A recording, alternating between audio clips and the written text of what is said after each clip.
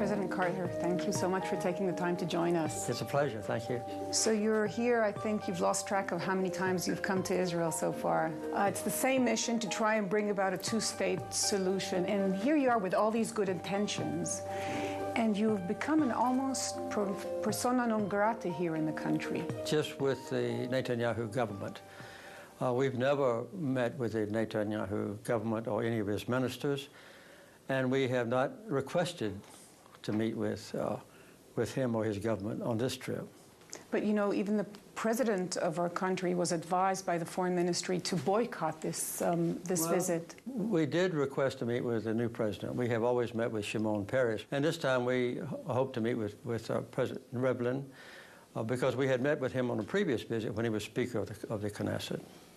But he said no. זה באמת סיפור קצת מצער. מי שאמור היה להיות אחת מהדמויות הנערצות בארץ, זה שעשה את הבלתי אפשרי, והביא את בגין וסאדאת ללחוץ ידיים ולחתום על הסכם השלום ההיסטורי בין ישראל למצרים, שמחזיק מעמד עד היום, הפך לאחת הדמויות הכי פחות פופולריות ולא רלוונטיות, ומי שמואשם כעוכר ישראל. טוב, ג'ימי קרטר תמיד היה ידוע בעקשנות שלו, והוא אכן מתעקש כבר שנים לתמוך בעמדה הפלסטינית עד הקצה, ולהטיל את האשמה למצב באופן מוחלט על ישראל. אם היה ספק איך הנשיא לשעבר קורא את המפה, הגיע הספר הזה בשנת 2006, בו הצמיד ג'ימי קרטר את הביטוי אפרטהייד לדיון על המצב בשטחים. I think what really aggravated the Israeli public was the book, the 2006 book that you titled, you used the word apartheid. But I did not use the name Israel. And if the name of the book, in case you don't remember, it is Palestine, Peace, Not Apartheid. Those are the four words in the title. Palestine, not Israel, peace, not apartheid. But you know, in this time and age, it's enough, the headline is so important, even more important than what's in the book, and you've put the word apartheid in this context.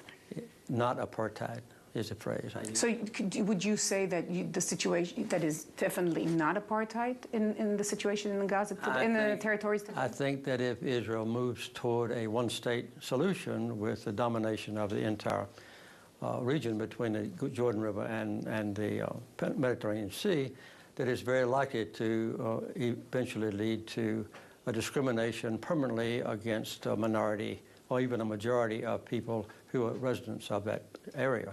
And that's why I agree with many former prime ministers of Israel who have used the same word and deplored the possibility of moving away from a two-state solution toward a choice between a Jewish state and a state within which a minority is dominated. Please welcome back to our program, President Jimmy Carter. Sir! אבל הנה עוד דוגמה ממש מהתקופה האחרונה. ג'ימי קרטר מתארח בתוכנית המשפיעה של הקומיקאי היהודי ג'ון סטיוארט, עד כאן הכל בסדר. Let me start by saying that is a beautiful necklace you're wearing. Thank you very much. אז במשפט אחד הוא מצליח לעורר שוב את הטענות נגדו לאנטישמיות, כשהוא מתייחס לסיבות לפיגוע הרצחני בהיפר-כשר בפריז. Well, one of the origins for it is the Palestinian problem, you know, and this aggravates people who are affiliated anyway with the Arab people who live in the West Bank and Gaza. What they're doing now, what's being done to them. I don't even remember that, but I can't dispute what you just quoted. I don't remember that. You don't remember that? You saying that? No. Not in that context. It's a direct quote. I deplore an attack on any innocent person. I deplore an attack on innocent people who happen to be Palestinians or who happen to be Israelis. יכול להיות שאפשר לייחס את השכחה לגיל, בכל זאת הוא בן 91, ויכול להיות שזו התעקשות על תפיסת עולם שלא בהכרח מתכתבת עם המציאות בשטח. הדבר אחד אי אפשר לקחת ממנו, הוא לא מפסיק לנסות. Very close to here, I was one of the tunnels the terrorists came from there. והנה הוא השבוע בקיבוץ ניר-עם ביחד עם ראש ממשלת נורווגיה לשעבר, שחברה איתו בקבוצת האלדרס, המנהיגים הוותיקים בעולם, שמנסים לפתור פה את הסכסוך. Both of you have been very much involved in trying to bring peace to this region. That's correct. And it's not working. When you stand here, can you foresee a different future? What needs to happen? I can foresee a future with peace, yes. But I believe that almost all Israelis want peace. I believe almost all Palestinians want peace as well. And we're trying to find a common way for the Palestinians, both Hamas and Fatah, to have peace and recognize Israel's right to exist in peace. אבל עם כל הכבוד לרצון לשלום בעזה, הפעם אנשי הביטחון שלו אסרו עליו לבקר שם, מעניין למה, ולכן הוא נאלץ להסתפק בצד הישראלי של הסכסוך. There are people in Gaza doesn't want us to live here.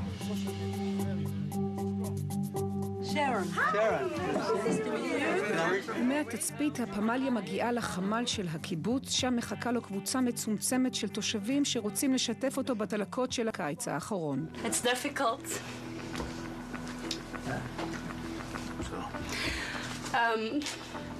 We are losing hope for living here. I know that I'm not going to raise my children in Niram because it's just getting worse for us over here. Well, we understand what you're saying. טוב, בואו נודה, לא הרבה קפצו על ההזדמנות לשבת סביב שולחן אחד עם מי שבזמן שהם ספקו את הטילים, דווקא אז קרא שוב לעולם להכיר בחמאס. I understand that you feel that Hamas is not a terrorist organization, and I wanted to clarify, understand why. No, there are many people who belong to Hamas that are not terrorists, but there are obviously some terrorists within Hamas. I'm trying to understand your stand on Hamas because you're saying part of them are terrorists and part of them aren't terrorists. Who are the part that aren't terrorists? Why are they backing the missile throwing, the tunnel digging? The fact that instead of giving food to their people, they're taking the cement and money. Do you want me to say again that I'm against any action from Gaza, Hamas or otherwise, who attacks any innocent Israeli? I think that is a criminal act, which I have and always will and deplore, and I deplore it now. Now you can interpret that the way you want to, by saying I'm in favor of Hamas. I'm not. I'm in favor of Hamas. You're looking for the moderate people in Hamas. Absolutely, yes. And how many are there in your I don't know. I understand that the majority of people who live in Gaza are committed to Fatah. Is Khalid Mashal a terrorist? I know him fairly well. I used to meet with him when he was in Damascus, and I also have met with him in Doha. And I don't believe that he's a terrorist. He is strongly in favor of the peace process. In fact, when I was there recently, he asked me to go to Saudi Arabia and ask the king to convene a peace meeting. Would he ever recognize Israel's right to exist? Yes, he would. He said he would accept the Arab peace proposal, which, as you know, is to recognize Israel's right to exist, and the 67 borders with modifications, no mutually negotiated. So he told me that not more than 3 weeks ago, that he would accept that.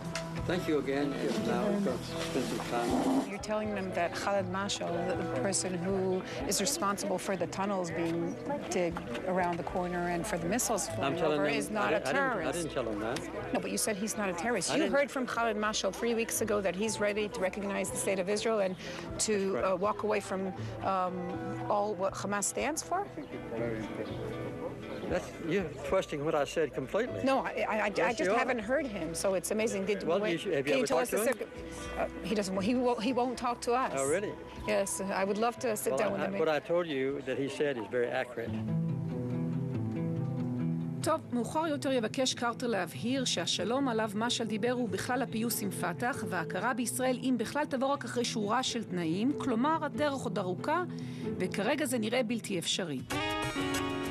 אבל הנשיא הזה, חוואי הבוטני מג'ורג'יה, שהצליח להפציע משום מקום לקדנציה אחת שנחשבה לא מוצלחת במיוחד בבית הלבן, ונבעט משם בעיקר בגלל הטיפול הכושל שלו במשבר השבויים האמריקנים באיראן, הפך את הניסיון לפתור את הבלתי אפשרי לכרטיס הביקור שלו.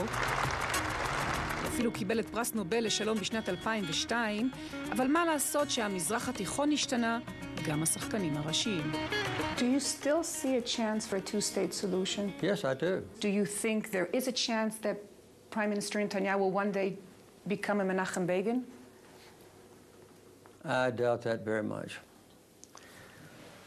Menachem Begin was a very strong and able and honest man who was committed to peace for his people. And Netanyahu is not? I'm not categorizing Prime Minister Netanyahu, but I personally do not believe that Prime Minister Netanyahu is in favor of a two-state solution. But the key element of Netanyahu's argument is, in a way, very clear. He says, just look around you. This region is so unstable and changing. I mean, it's not the region you knew and not the region I was born into, that it's just too risky to take any chance with terror all around. On peace. I think he says we have to survive before peace in his vision. Well, I don't think there's any doubt that Menachem Begin was committed to finding an avenue to peace, while his own people were protected. And I don't see that deep commitment on the part of Netanyahu to make concessions, which Menachem Begin did, to find peace with his potential enemies. Where does this leave us in your eyes? I think at this point, the prospect for a comprehensive peace between Israel and its neighbors is much more remote under Prime Minister Netanyahu and the prospective government now being formed than it has been in previous years, under any Prime Minister that I recall. אפשר לא להסכים איתו, אפשר גם להתקומם על ההתעקשות שלו להפנות את הזרקור נגד ישראל, אבל בסוף היום גם בעוטף עזה מבינים שיש כאן מישהו ששווה להוסיף את התמונה שלו לאלבום. בכל זאת נשיא, בכל זאת עשה היסטוריה, והוא כבר לא ממש צעיר. I must admit, I saw you in the field, and I heard your schedule for this week, and I don't know, it's something about presidents. We have our own Shimon Peres. What is it? What's the drive? I've said many times to all audiences that the number one commitment in my adult life in international affairs has been to bring peace to Israel. Do you believe you will be able to achieve it? I don't ever give up hope. Sometimes this has to be a glimmer of hope that you keep alive, but I believe that someday the Israeli people will be able to prevail in their desire to be flexible and also to honor human rights and to also have peace with their neighbors. That's what the Israeli people want, I believe, and always have believed, and I believe that someday that will be possible. President Jimmy Carter, thank you very much for taking the time to talk to us. Thank you so much, President Carter. I've enjoyed it. Thank you, Diane.